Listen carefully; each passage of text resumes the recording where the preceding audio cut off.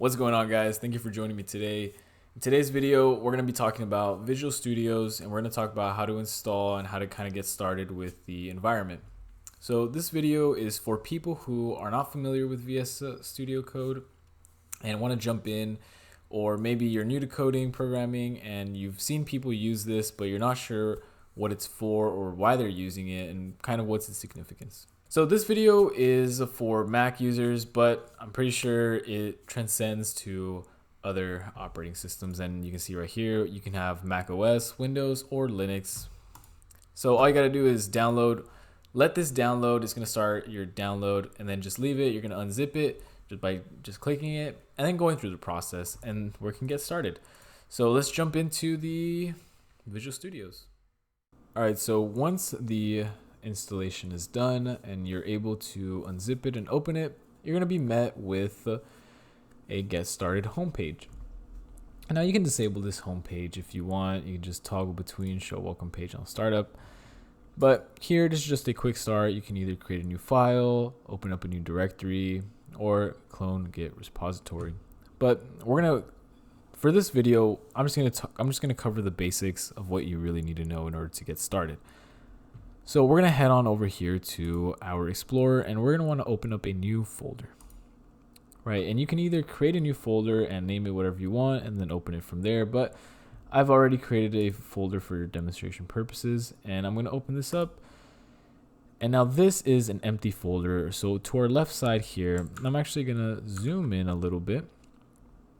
We can see that we have nothing in our VS Code tutorial folder. In our open editor, we just have get started. So in order to create a new file, you're going to want to do this little icon, which after you hover for a while, it says new file. And we're just going to create a simple Python file right here. And note that once I've completed the extension for the Python file, the icon resembling Python is shown to the left. And we can do other, and let's do a JavaScript file. We have JS. We can do another one such as, let's do a book. If you're familiar with Jupyter Notebooks, so we can do a IPyYNB. If you're into C++, we can do let's just do tab.c++. We're met with C++ icon, and you notice you can have C and it'll give you a C. Let's do a C++. And so why might the text editor be beneficial? Well, I'll show you really quick. So you can be working on this side, and let's do a print really quick. So the print, you can see how it kind of gives you a little rundown of what it is. But let's go into the C++ file and let's try to do the same thing. Print, it doesn't show up. Why? Because it's different in C++ and it's different in Python, it's different in JavaScript, and it's different in all these different environments. And you can see how we're starting to get red, we're starting to get yellow, and these are just the same because we haven't messed with it. But we're going to leave this as it is right now. We're going to leave one error there, and we're going to go back to print in Python. And we're going to do our simple print, and let's do our hello world that everyone loves. We're going to save it, and we see how our error went away, and we still have an error over here. So what does this actually mean?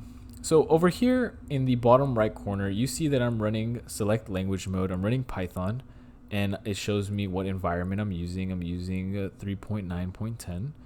And let's switch over here to the C++ file.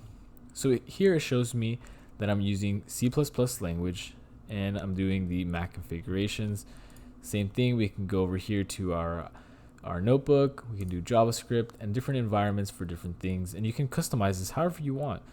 You can do you can either go to line. So if we start doing this, see how line changes on the bottom, line 3, line 4, line 5, column 1, 2, 3, 4, 5. You can change the spaces, indent spaces. You can customize your environment however you want.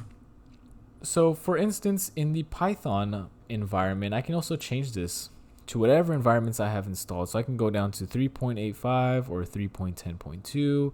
We can change the environments however we want. You can see how it changed over here, but I like 3.9, so I'm gonna leave it there. And now we can open up the terminal. in various ways. We can either go up here and hit terminal, do new terminal, and we're gonna have a terminal prop up on the bottom. And right now we're currently in VS Code tutorial. That is why it opened up in VS Code tutorial. Now, if I exit out of this, we also have another option that we can pop up with. We can go all the way here to the bottom and then just slide on up. That's another easy way. Personally, I like opening up the terminal like this. And so let's start off with the left. You can see our problems. What's our problems? So we have a problem in our C++ file. This declaration has no storage class or type specific. We can click it. It shows us where the error is. And if we fix it by just deleting it, saving it, we have no more problems running in our C++ file. So let's go back to our Python. We also have outputs. We can debug the console. We have the terminal. And just because I'm running the Jupyter session over here, it can keep track of whatever I'm doing. For example, if I go over here and I create apple equals 10 and I run it, it saves my variable for apple. Let's do bananas. And now if I did not, bananas equals 20, we run that again and it keeps the state. But again, this is for what I do. So I like to use Jupyter Notebooks. So that's why I have the Jupyter Notebooks extension and so on. Of course, if you are doing your own development, you can change it to however you want. But regardless, let's go back to our Python file and back into our terminal. Here we can split the screen, right? Now let's minimize this and we can start to see what's going on here. Over here, I have one session started in VS Code tutorial and I can do whatever I want. So I can, let's make a new directory. Let's just call it new over here. And let's ls, let's cd into new, let's clear. And over here we have nothing in new. And over here, we're still in our previous one. So you can have multiple terminals split on your screen in different sessions. And what I mean by different sessions is I can open up a whole new terminal session by clicking this plus sign. And you can see it says new terminal and it clears out what we previously had, but it's still saved.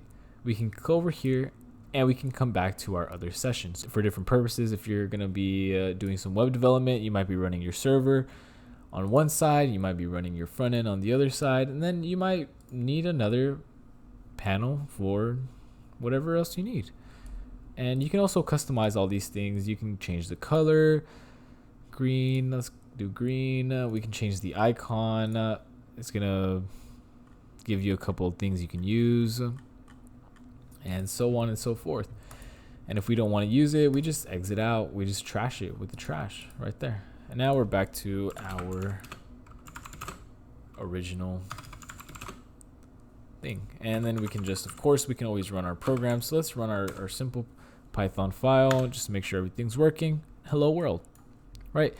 So that's pretty much all you really need to know regarding your actual environment itself. But for some reason, if you want to go into your extensions, you just go into the extensions tab and it'll show you what you have installed. So really quick, this is what I have installed. I have 18 different ones installed, and then over here it might give you recommended. But for the most part, when you start out, and let's say you start off with a Python file, it'll quickly prompt you to install packages related to what you're doing. So if you really don't want to get into too much fancy stuff, don't worry about it. Don't even worry about extensions. Just let Visual Studios recommend what you need and then go from there. But as you can see here, I actually wanted to see my PDFs. So I actually did get the PDF extension, and that's pretty much it that I've actually sought out for. And you go over here, and all you got to do, I can uninstall it, I can disable it. You can do all you need to do in Visual Studios to accommodate your development needs. Oh, I guess I forgot one more thing. You can also split the panels. You can move panels, and you can work over here. And this might work because let's say you start very, very down. Assume that we wrote a bunch of code and now we're all the way down here, and let's do another print. Let's just do hi. Well, over here we can look up here while we're looking down here. So that's another plus. So yeah, thank you for watching. I hope this video was helpful for you. If it wasn't, leave your comments why it wasn't. If it was helpful, leave your comments below. I appreciate the support and thank you. Have a nice day.